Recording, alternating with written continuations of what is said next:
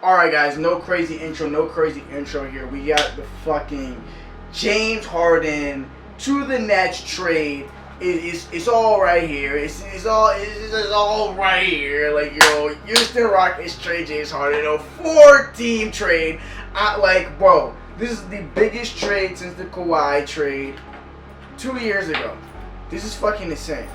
I actually did not think the Brooklyn Nets were going to do this because literally their team was just functioning and running so perfect without James Harden and without even Kyrie. Like, literally you have Kevin Durant on a very stacked, very loaded basketball team without Kyrie Irving.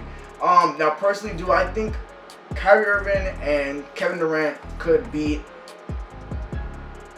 Kawhi and Paul George? Yes. But they can't beat LeBron and AD. Will James Harden, Kyrie, and Kevin Durant beat AD and LeBron while they have AD and LeBron have a super strong bench and this bench is weakened now because they literally lost their super young Lou Williams.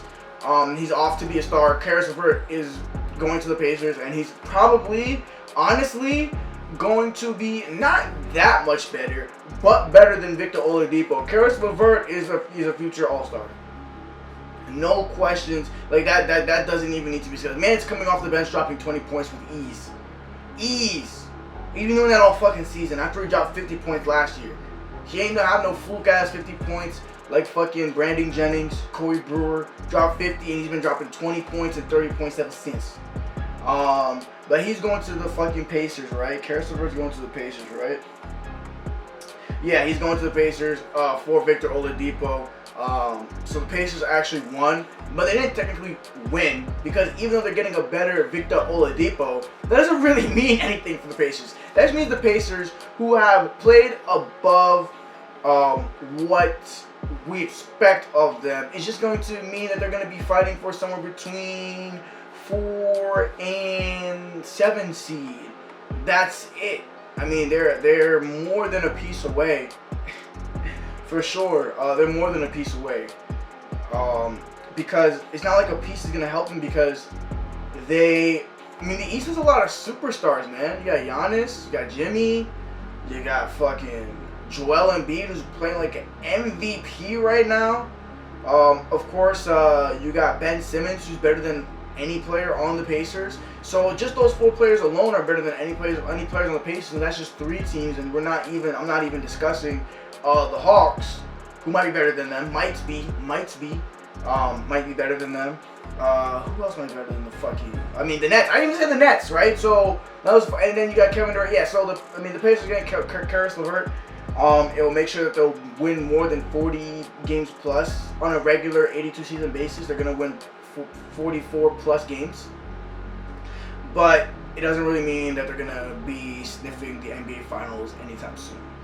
Then again, too, we don't know how good Karis LeVert is, so that's going to be something interesting to look at. But Victor Oladipo's on the move.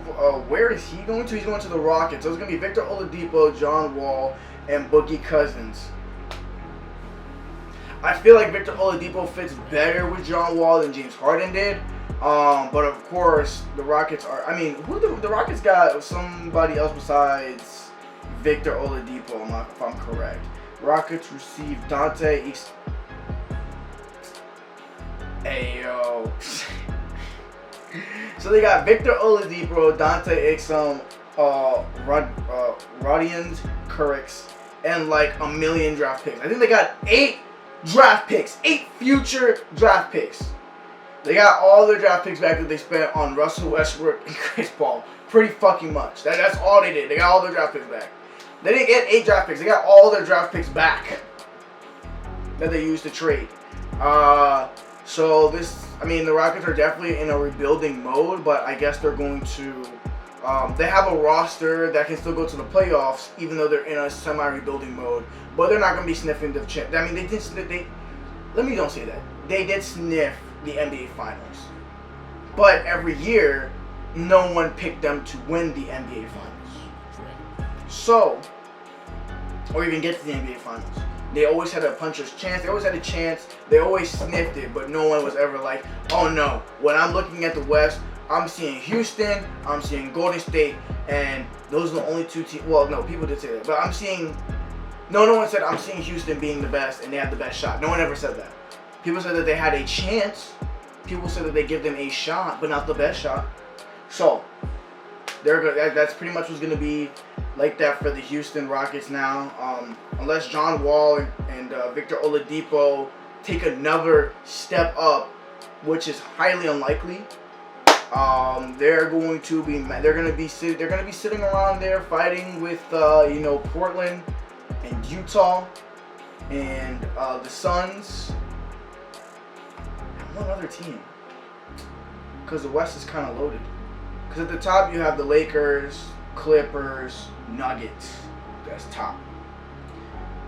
Then after that, the Mavericks are above them, and then after that, then you got Portland.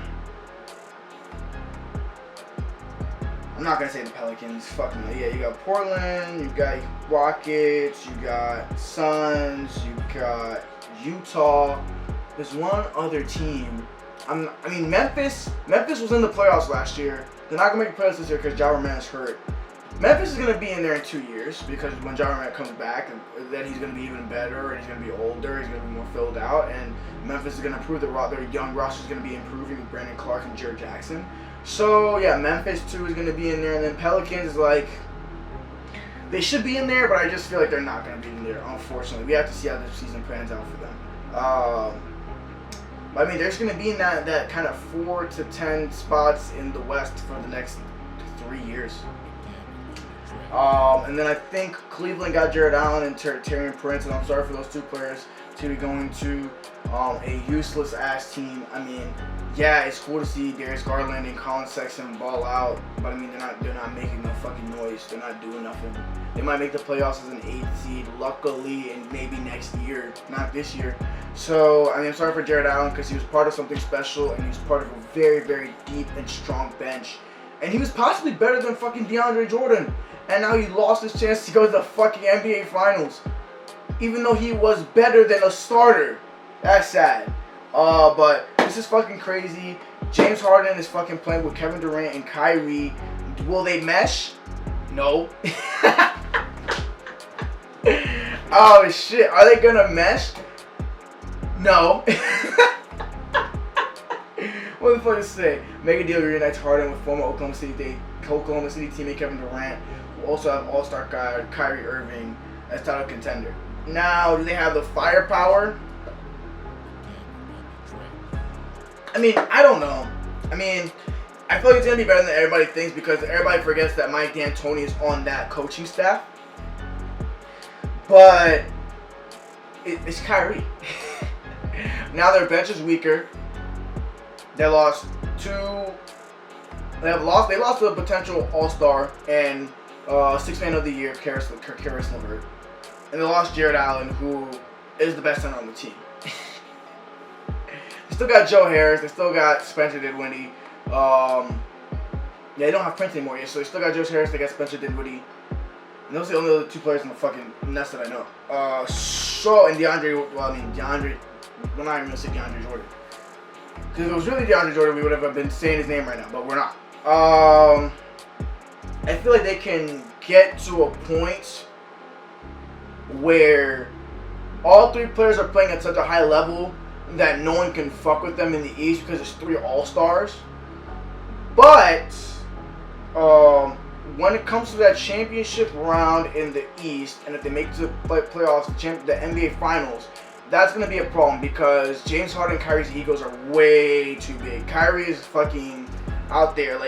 Coming from me, I love Kyrie, but Kyrie's a fucking, that dude is, he's on something. Listen, I don't want to hear no Kyrie hate.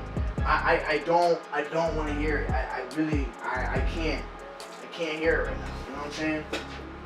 You know what I'm saying?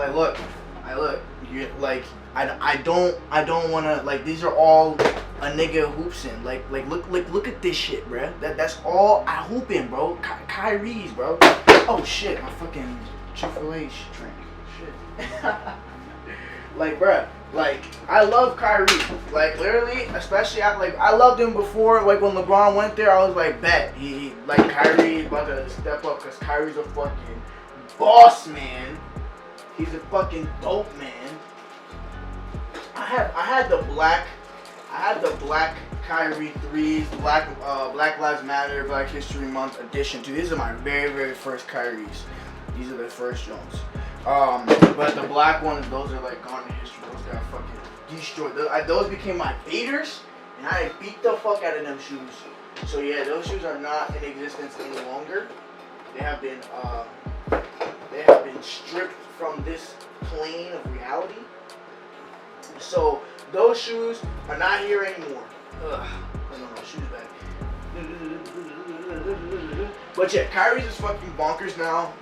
So he's gonna have, and the thing is, for them to be able to beat the Lakers and beat the team that they're gonna meet in the championship round, if it's the 76ers or if it's the Heat, all three of them need to be dropping 27 or 25 points per game. Or James Harden needs to be able to get a smooth 30. KD needs to be able to get a smooth 27, so both efficient, and Kyrie needs to just do his magic and really put the killing blow on the teams. But I don't think that it's gonna match because Kyrie's just fucking insane. So we might see Kyrie get traded before the end of the season. If that happens, I give them a better shot of winning a championship in the finals against LeBron than if all three of them go, because I just don't see the egos meshing. It's really the ego thing. That's the biggest thing. With all that being said, comment down below if you guys think the Nets are now the prohibitive favorite to win the championship overall over the Lakers. I don't think so. I still think the Lakers, with the cohesiveness of AD and LeBron being the best, the best meshed players, like the best players that go together in the league, which make them the best duo. On top of that, being surrounded by a strong unit of players, strong bench, I just don't see it. I just don't, especially because they weakened their bench. But yeah, I don't see it. So with that being said, comment down below if you guys think the Nets are now over the Lakers for being the best championship team. Comment down below if you guys think James Harden will mesh with Kyrie and KD. Most likely, more or less Kyrie. And also comment down below if you think they can even make it out the East. Tell me if you guys think there's a team in the East that can still beat the Nets as constructed. With all being said, I'll catch you guys in my next video, which is going to be a bunch. Now we're just doing, probably going to post about like 3 to 4 basketball reaction videos. And then tomorrow we're going to get into some, I think I'm feeling some college football. No, we're probably going to be posting basketball today and tomorrow. And then Friday we're going to be shooting for some college football highlights from, of course, all the Heisman finalists. And then Saturday, of course, is playoff week. So, catch you guys on my next video. Deuce.